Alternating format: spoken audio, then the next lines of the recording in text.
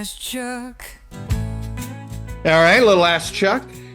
I apologize for not doing any Ask Chuck last week, last episode.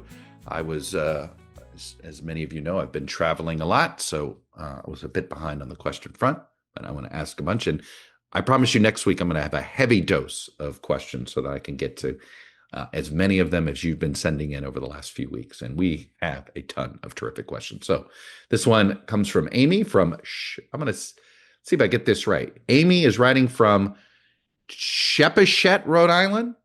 It's spelled Chepachet. I'm assuming a soft C on that, Shepachet. Maybe it's Chepachet.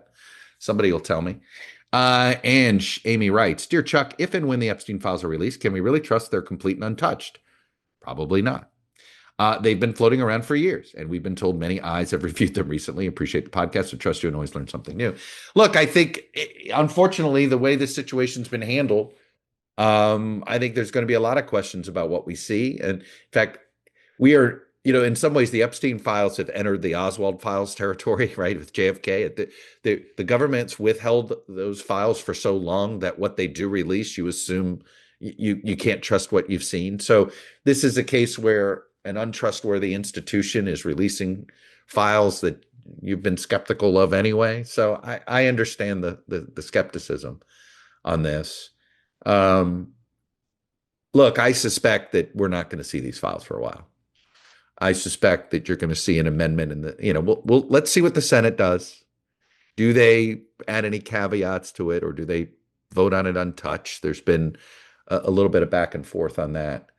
But I think the most likely result is there's an open investigation that Pam Bondi just opened on Democrats connected to Epstein, and that will serve as the pretext for not releasing anything, at least in the immediate future. Maybe we get them on January 19th, 2029. Just something to think about. But yes, I'm very skeptical that we're still going to see it, but we'll see. Ask Chuck. Michael T. from Chicago. Always appreciate your insight. I'm curious what you think about Foxitis. This idea that about 30% of the country fully believes the misinformation Fox spreads. My retired father now watches it from morning to night and is convinced Trump and MAGA are the solution to everything. My siblings and I dread family gatherings because all he wants to do is educate us with Fox talking points. How can we save our democracy when so many people are trapped in this misinformation bubble? Michael T. Look, unfortunately, we know this disease. And I, by the way, it exists with those that just sit in front of MSNBC or MS Now and watch it 10 hours a day. You know what's unhealthy? Watching one stream of anything for 8 to 10 hours a day. And for many retirees, many older folks, I do think that Fox and MS and even CNN to a lesser extent are sort of their background comfort, right? They're sort of, if you're living alone, they provide some noise so it doesn't feel so lonely. And yes, I think it has a corrosive, it can have a corrosive effect, especially, over time. And, I could tell you, I've got relatives who I might argue, watch too much of MS, and they are convinced that literally the republic is going to fall within days.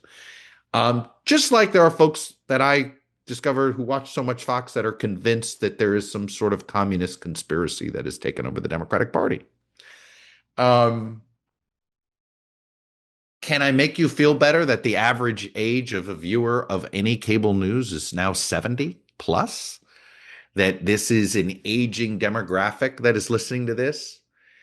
I would argue that it is no more influential than talk radio was 30 years ago on those that just allowed Rush Limbaugh to sort of program their brains for 3 hours a day as they were, driving around with sales or marketing and things like that for the traveling sales, the sales force that was out there, or those that made a living driving. So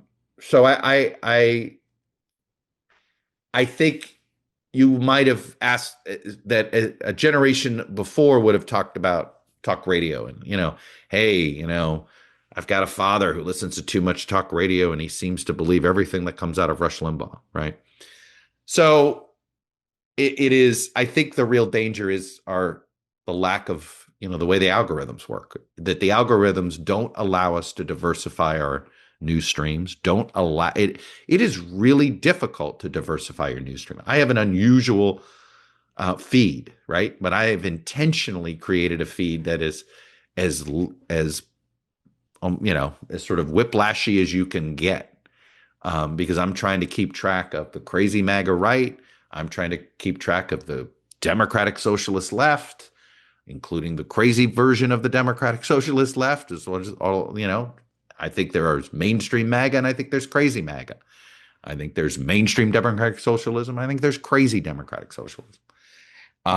So I'm trying to understand that the full spectrum that's out there, but you have to intentionally do it as a feed, and it is more and more difficult because some people have simply left X because it's clear that Elon Musk is sort of screwed with the algorithms to sort of suppress one side of the aisle, and he sort of amplifies the other side of the aisle, which also can be screwy with your feeds. But I think the thing that is most dangerous is the algorithmic driven bubbles, right? Cable has fallen prey to this, but this is just as much of a problem on TikTok with young people and only getting one, a source, one-sided source there. I mean, I wish this were an isolated issue just with Foxitis, but I guess my point is that we sort of, we're almost a tapestry of these bubbles. And I think they're all been pretty destructive on the information ecosystem. That's the core issue, right? The information ecosystem currently has an incentive structure that pushes us away from quality information and pushes us towards amplification and affirmation. There's a reason results matter more than promises. Just like there's a reason Morgan & Morgan has become America's largest injury law firm.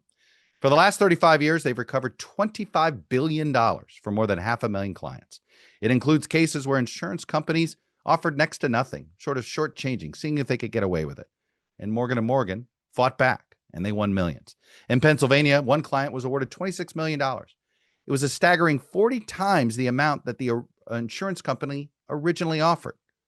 That offer, $650,000, whatever it took to sort of get away without paying.